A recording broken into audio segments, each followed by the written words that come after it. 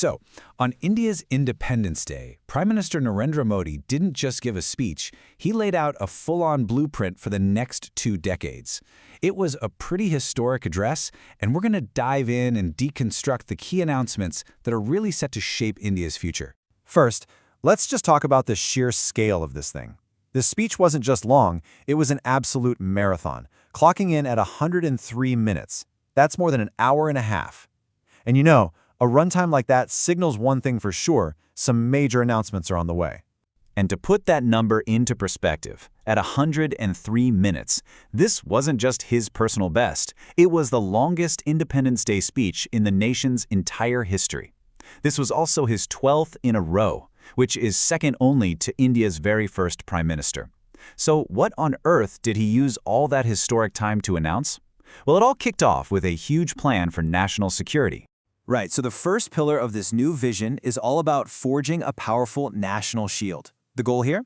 To create this comprehensive security plan to protect India from all kinds of threats, both from outside its borders and from within. The mission was given a name that's packed with symbolism: Sudarshan Chakra. Now, in Hindu mythology, this is the divine, basically unstoppable spinning weapon of the god Vishnu. So choosing this name sends a really clear message.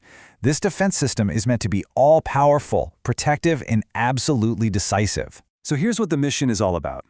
The plan is to expand and modernize India's entire security framework by 2035, and the centerpiece is developing an indigenous, Iron Dome-like system. The key phrase here is self-reliance. The whole project, from R&D to manufacturing, is designed to be done right there in India. But you know, this isn't just about playing defense. This quote from the speech really reveals its true dual nature. The system is designed not just to intercept threats that are coming in, but to be proactive and, as he puts it, strike back at the terrorists. That's a fundamental shift from a purely defensive shield to a real tool of deterrence. But the security vision actually goes beyond just technology. It's really a two-pronged approach. So while Mission Sudarshan Chakra is there to handle the external military threats, a new high-power demography mission was announced to tackle internal security challenges, specifically to address infiltration and illegal migration in border areas. Okay, so with that national shield in place, the speech then pivoted to what all that security is meant to protect and enable: economic prosperity. And this second pillar was framed as a massive Diwali gift for the whole country. Now, at the heart of this big economic push was a promise of major reforms to the GST, or the Goods and Services Tax.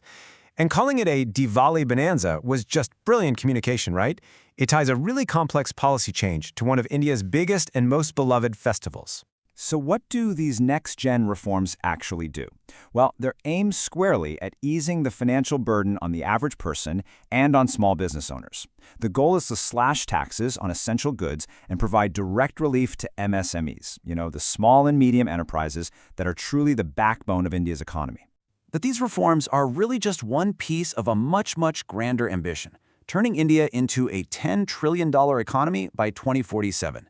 The roadmap to get there involves a pretty complete overhaul of the system.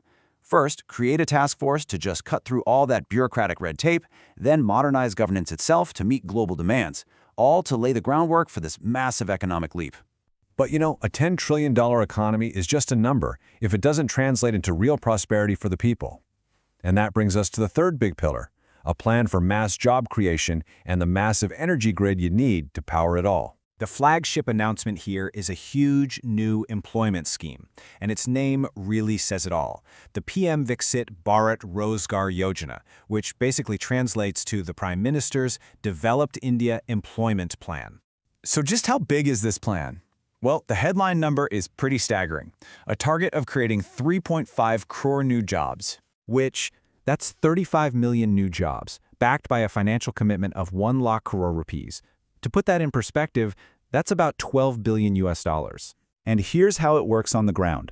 The government is going to provide 15,000 rupees a month in direct support to newly employed young people. This incentivizes them to get into the workforce, and it's aiming to benefit around 3 crore individuals. Ultimately, all of this was framed with a single, really powerful idea: building a bridge from Swatantra Bharat, an independent India, to Samriddha Bharat, a truly prosperous India. This journey is being positioned as the next great chapter in the nation's story. But let's be real. A prosperous, industrialized India that's creating millions of jobs has one colossal need: energy. And to meet that demand, the speech revealed this incredibly audacious plan to increase the country's nuclear power capacity by over 10 times by 2047. And apparently the work has already started, with 10 new reactors in the pipeline.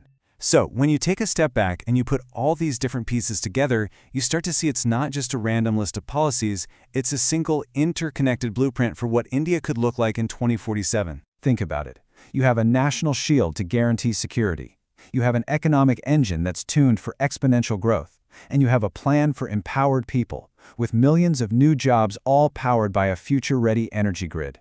Every single piece is designed to support and reinforce the others. So there you have it. A $10 trillion economy, a tenfold increase in nuclear power, a secure nation. The blueprint for 2047 has been laid out. The question now is, what will it take to actually build it?